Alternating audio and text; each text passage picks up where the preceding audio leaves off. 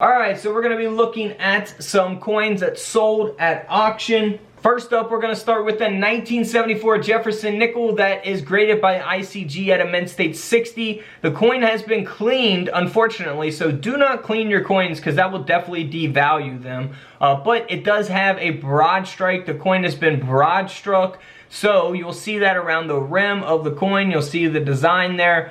Stretched out as a result of that broad strike, and this nickel only sold for around $14, but it could have sold for more had it not been cleaned. Now, these different errors you can look for on all kinds of different coins. This here is a clip error. It has double curved clips, which we can see there, pretty a self-explanatory type of mint error here, and this coin ended up selling for around $70 US.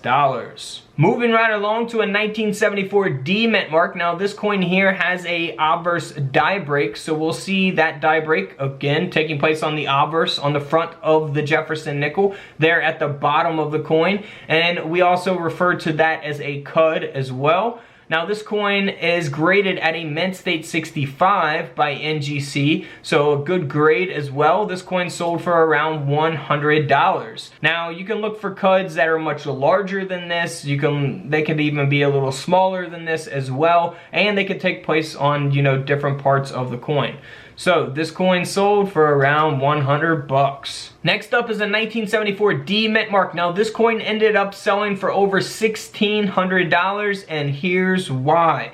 The coin has a grade of a mint state 67 plus. It's graded by PCGS, a coin grading company, so you can always check them out at PCGS.com. So the coin grading scale goes up to 70. This is at a 67. That's where all of the value is at for this coin. It all depends on how many coins are graded at this grade or higher. So keep that in mind. The grade population is very important when determining a coin's value. But this coin did sell at auction for over 1,600 bucks. Next up is a 1974 D mint mark that has a misaligned die, so we'll see that there here on the obverse of the coin, and this coin ended up selling for around $30, so nothing too valuable, probably not worth getting graded in my opinion, because you're never going to get your a profit off something like that, or a large profit off something like that. Now here's a 1974 D mint mark that was struck onto a split planchet. Before the strike, it only weighs 2.56 grams. It is a mint error. This is actually not a damaged coin. A lot of people get stuff like this confused with damaged coins, but this coin did sell for over $200. Moving right along to a double strike taking place here on the 1974 Jefferson nickel, which we can see here at the top of this coin, and this coin ended up selling for around $40. Next up is a 1974 D mint mark that has the obverse half of two planchets struck together. So if we look here on the reverse of the coin, you'll see that error very, very clearly.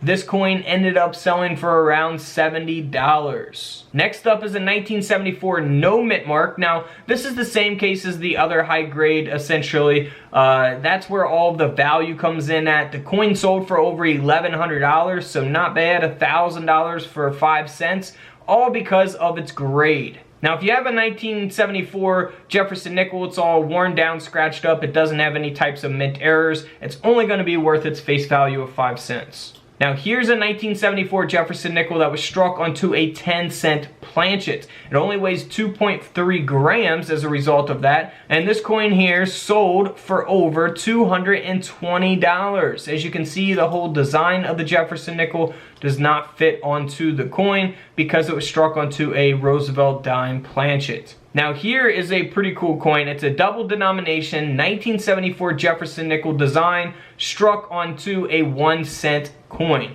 So a 1-cent planchet. You can see the design here of the Lincoln cent along with the design of the Jefferson nickel, and that's why the coin sold for over $1,500. $1,500. Here is a 1974 D mint mark that was struck onto a 1-cent blank planchet, and that's why this coin sold for over $575. Now this is a 1974. Now you can't really see it if we zoom in here on this mint set. That's why it's important to always inspect your mint sets. This mint set sold for over $2,000 because on the nickel, it was a 1974 nickel overstruck onto a 1973 Jefferson nickel. That's what makes the mint set valuable, is the fact that error taking place on the Jefferson nickel. Here's a 1974 S proof Jefferson nickel. So proofs are going to be different than regular business strike coins.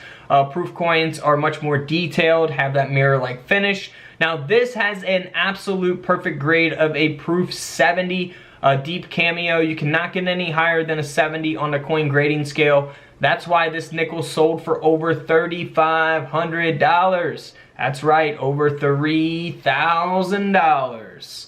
Now let's check out some other nickels that are worth money. Now if we look here at a 1980 error nickel, this is a coin that has been broad struck. So it is a mint error coin. We can see it there all around the rim of the coin there, both on the obverse, the front of the coin, and the reverse, the back of the coin. So a super simple error to look for. You wouldn't need a USB coin microscope for anything like this. You could pretty much see it very easily in your pocket change or in a coin roll from the bank. This nickel here sold for over $25. Next up is a simple type of error. You can look for off-center errors on just about any type of coin. It's a 1980p mint mark Philadelphia minted Jefferson nickel that has been struck off-center. Now this coin here, because of that mint error, sold for over $25 as well. Now if we move on here to a little bit more valuable coin, this 1980 nickel here is the 1980p. It's been struck on a 1-cent planchet.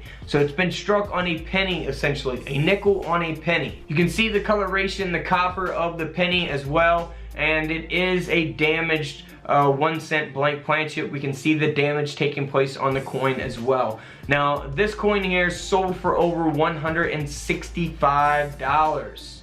Now if we look at another coin, this is similar to the last one, however it's not damaged. It's just a 1980 nickel that has been struck on the 1-cent coin. And this error coin sold for over $125.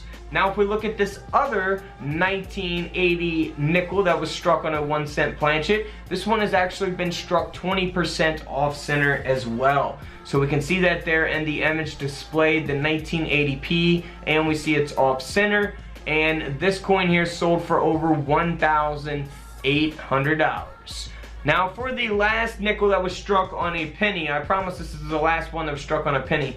This one has been struck 10% off center, 1980 nickel on a 1-cent coin, and this coin sold for $890. So always be on the lookout for these. Very noticeable in your pocket change to find something like this. You know, it's going to be very noticeable. So always be on the lookout for those. Next up is a coin that I guess most people would probably look at and probably think that it's a damaged coin. However, it is an error coin. It's a ragged clipped error coin here from 1980. It is the Philadelphia minted Jefferson nickel, and this coin sold for a little over $40, so nothing too crazy. Now this next 1980 Jefferson nickel has the obverse struck through, so die capped error. We see there on the reverse, nothing taking place. I've actually found a die capped error in one of my penny rolls before. I've talked about that in my videos. I showed you guys that. It is awesome to find these coins, man. It just, I don't know, there's no feeling like finding an error coin. It's just so fascinating and exciting to find these once you actually really do find them in your,